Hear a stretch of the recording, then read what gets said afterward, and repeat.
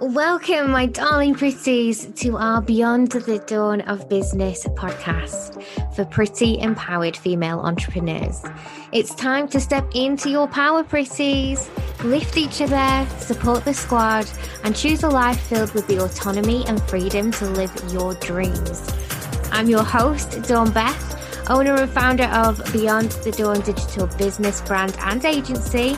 My coffee is hot and my eyelashes are on, so we are ready to go.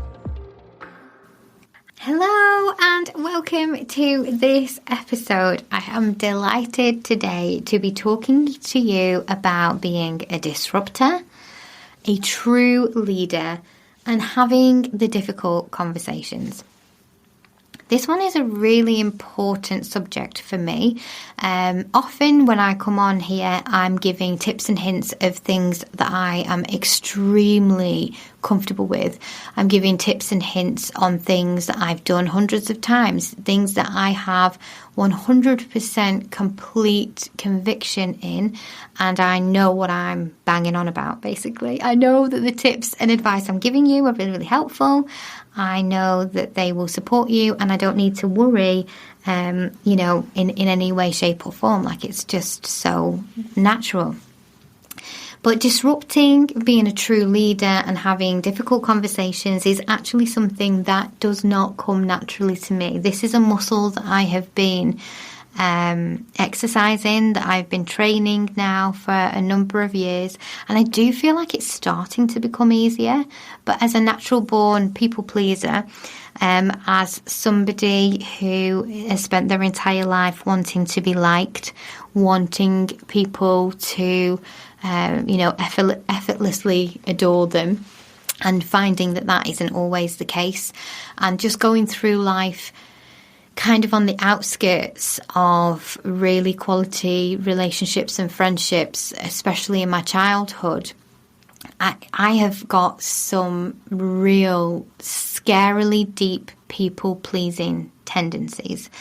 And those people-pleasing tendencies are the exact opposite of the qualities that you need to disrupt, to be a true leader, and to have really difficult conversations. They are. So an example of this might be when you are dealing with somebody who is a friend and they've hurt your feelings, and you are deeply emotionally hurt, but you don't know how to say to that person that your feelings are hurt. So you don't say anything and you hold on to it and you keep it to yourself because you want to avoid conflict. Somewhere in your childhood or in your life, you've said a hard thing and somebody has made you feel ashamed for that. It's happened to pretty much all of us. It's a massive thing with people who have people-pleasing tendencies. And you learn to keep your mouth shut, that your opinion isn't valued, that it's not acceptable for you to use your voice with free will, that it is not socially acceptable, or that it is not acceptable for you personally. Either one will, have you kind of considering the way that you speak. And the reason why, if you've ever felt like that before, the reason why that might be a bit like, oh gosh, yeah, that's me. Like, I hate having the hard conversations. Another example, what if you're at a restaurant and the food comes and the food's not right, and you've paid for prime steak and what's turned up is just not prime steak? Are you the type of person who will put your hand up and say, excuse me, really sorry, but this isn't what I paid for. It's not the quality I expect. Please, can you take it back to chef and try again? Like, is that something that you would do? Like, is that a conversation you would feel confident having? Like, do you feel comfortable doing that? So many people will be sat listening, cringing at the idea of having to send food back. What if we up the ante? So that's a situation where the power balance is actually in your favour. Well, you may believe it's in your favour in terms of, like, I'm the client, I'm the paying client, right? So I get to say, no, this prime steak isn't good. What if you have to have a hard conversation and you have to have it with somebody who is your senior at work, your manager, or somebody who you've hired to support you, like perhaps your coach? Like, how do you feel about that? Is that easy for you? Is that something that would make you feel uncomfortable? Now I'm going to switch it into the other arena. This is the real tough one. What if you have to have a difficult conversation with somebody and they are the client? Surely they're paying for your service, so what they say goes, right? Like, what do you do with that imbalance of power? Firstly, one of the things I've learned in being disruptive in the right way, in a positive way, being a true leader, and I mean that as in genuinely creating opportunities for other people to recognize my mentorship either directly or indirectly and use that to support themselves, their lives and their own perspectives, and to have the harder conversations, the difficult conversations, often with grown adults, much sooner and without shame. The first thing you have to do is remove the idea of power. You do not get more power over me because you are a paying client. You're another human. There is an exchange, there is a transaction, but as part of that exchange and transaction, you're wanting my highest level good, my highest level honesty, my expertise, my skill, and my knowledge. So, it would be an imbalance if I was to shy away from disrupting, leading, or having that difficult conversation with you by withholding those things in order to fawn and make you happy, giving you what you want, even if it's not what you need. That's tough. That's a situation. That's not just oh, sorry, this steak isn't very good. Please, can you try again? This is a situation where you're having to actually consider in that moment, is it acceptable for me to have this conversation and then be able to do my best as a leader, as a person who's been hired to do a good job, to be authentic to myself, my highest good? Can I do this? And more important, a bigger and better question to ask is, who am I if I'm not? What happens if I don't? I watched an amazing interview a couple of weeks ago now where this psychologist was saying 90% of the troubles we have in our life could have been avoided if we'd have had a difficult conversation sooner. And the fact that we hold on to these conversations, we hold on to the idea of disrupting, we hold on to the idea of being a true thought leader for longer and longer and longer and longer because we don't want to upset people, because we don't want conflict, because we are worried, and so many of us are worried, that we don't deserve the basic level respect that we all do. That we hold on to them, we don't say it, we don't say the thing. We keep it to ourselves. We bury it deep, deep, deep in our soul. And what it ends up doing is it ends up rotting. We have to carry the burden, but we'll also carry the blame.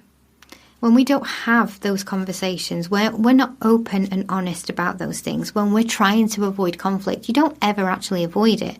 You just misplace it and then it will pop up somewhere later at a different time when you're not prepared for it because you've not handled it. You've not taken care of it. You've not given it the light that it deserved at the moment it deserved it. A friend of mine, a dear, dear friend of mine, who is a true thought leader, has been calling out some bad behaviour in the industry recently. And what I love about the way she does it is that she's openly honest about what's happening, but she never names anybody. It's never a personal thing. It's never a personal call out. And she's just so graceful in the way she does it. But she will open up and say, this is what I'm seeing. This is what's happening. I don't think it's cool because of this, this, and this. I invite you to consider your perspective because of this, this, and this. And I'm changing the way I do things because it works for me in this arena, in this direction. And I'm sharing that with you so that you have the permission to do that for yourself as well. I'm not going to let anybody else tell me what is legit for me. I'm going to make that decision myself. Thank you very much. And she sent me a message and she was like, I've just wrote this post. like have a read. I was having a moment. I'm just letting it out. And I knew that she probably on some level thought that it had come out a bit ranty and she wanted me to have a read of it. And you know what? It was just beautiful. It was just really beautiful. It was incredibly open and honest. And this person is one of my favourite people. Like, she's the sweetest, kindest person inside. There would never be any ill intent. And that's kind of what you need to do when you disrupt. When you are being a true leader, and especially when you're having difficult conversations, how somebody handles the conversation on the other side is not your responsibility. If somebody comes to you with a difficult conversation and you are in that moment, you're in that situation, you have to decide how you're going to deal with it. If you can see somebody else's perspective, if you can see where they're coming from, if what they're saying to you is factual, this is so important. I've literally just put my head in my hands because it's the level of importance of this. One of the things that I am really, really passionate about is establishing facts and not letting people gaslight you on their opinion. Because fact and opinion, newsflash, are not the same thing. They're not, right? So we work in an industry, of course, which is beautifully covered by facts. There are metrics, there are mathematics, there is data, there is proof, there is evidence. Like, you can't, I'm just going to say it, you can't bullshit us. Like, we know what's going on.